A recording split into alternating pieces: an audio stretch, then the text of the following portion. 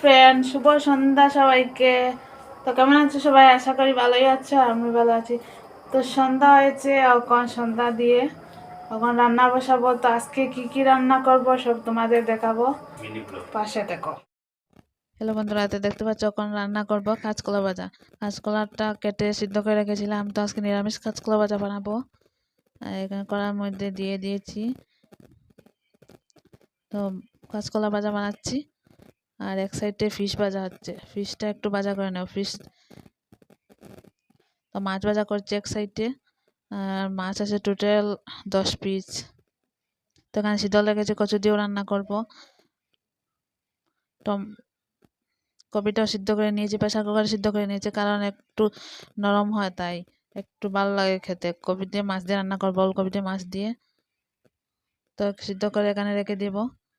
তো এখানে রেখে দিয়েছি। আর মাছটা ভাজা হয়ে গেছে অলরেডি, এক সাইড ভাজা হয়ে গেছে। তো এক সাইড ভাজা হয়ে গেছে, এখন আর এক সাইড ভাজা করবো।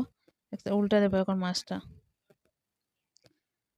আজকে মাছটা ভাজা খুব সুন্দর হয়েছে, কারণ অন্যদিন ভাজা করার সময় আমি সব ভেঙে যায়, তাই আজকে মাছটা ভাজা খুব সুন্দর হয়েছে।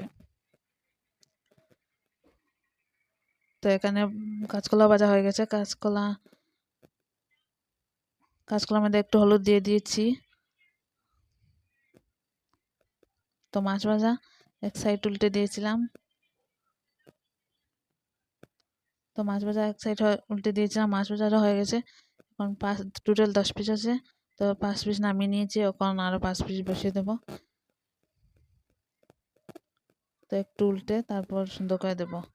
আর এখানে হয়ে গেছে, মাছ ভাজা হয়ে গেছে, নামিয়ে তারপর কপি পেঁয়াজ দিয়ে, পেঁয়াজটা একটু ভেজে তারপর কপিটাও ছেড়ে দিয়েছি। তো কপি দিয়ে মাছ দিয়ে রান্না করবো, তাই। তো কপির মধ্যে এখন হলুদ দিচ্ছি, হলুদের গুঁড়ো, তারপর এখন দেবো জিরার গুঁড়ো। জিরা দিয়ে দিয়েছি। তখন একটু লঙ্কার গুঁড়ো দিয়ে দিয়েছি, তারপর একটু নাড়াচাড়া করে সারা দিয়ে গুঁড়িয়ে দেব। একটু নাড়াচাড়া করছি, তো এখন গুঁড়িয়ে দেবো সারা দিয়ে। তো এখন একটু জল দিয়ে তারপর নুন দেব। তো নুন দিচ্ছি, আর নুন দিয়ে মাছ দেবো 4 পিস, কারণ আমরা মানুষ আছি 2জন, তো মাছ দেবো 4 পিস। তো কপিটা অলরেডি রান্না হয়ে গেছে, এখন কপিটা নামিয়ে নেব। তখন শীতল দিয়ে কচু রান্না করবো, তাই এখন পেঁয়াজ দিয়েছি কড়ার মধ্যে। পেঁয়াজটা একটু ভেজে তারপর কচুটা দেব। তো কচুটা দিয়ে দিয়েছি, কচুটা একটু নেড়ে চেড়ে তারপর মশলা দেব। একটু হলুদ গুঁড়ো দেব, হলুদ গুঁড়ো দিয়ে দিয়েছি।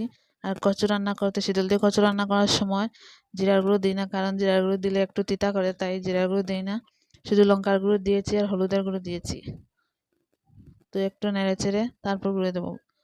লবণও দিয়ে দিয়েছি এখানে, তোমরা চাইলে লবণ জল দিয়ে তারপর লবণ দিতে পারো, আমি এখন লবণ দিয়ে দিয়েছি। তো একটু নেড়ে চেড়ে তারপর গুঁড়িয়ে দেবো। তো অলরেডি রান্না কমপ্লিট হয়ে গেছে, কচু দিয়ে শীতল দিয়ে রান্না কমপ্লিট হয়ে গেছে। তখন ভাত খাবো, আর এখানে ভাত বেড়ে নিয়েছি। তো এখানে ভাত বেড়ে নিয়েছি, আমরা ভাত খাবো এখন। তো আমরা ভাত খাই, তোমরা ব্লগটা দেখতে থাকো। Tata, bye bye.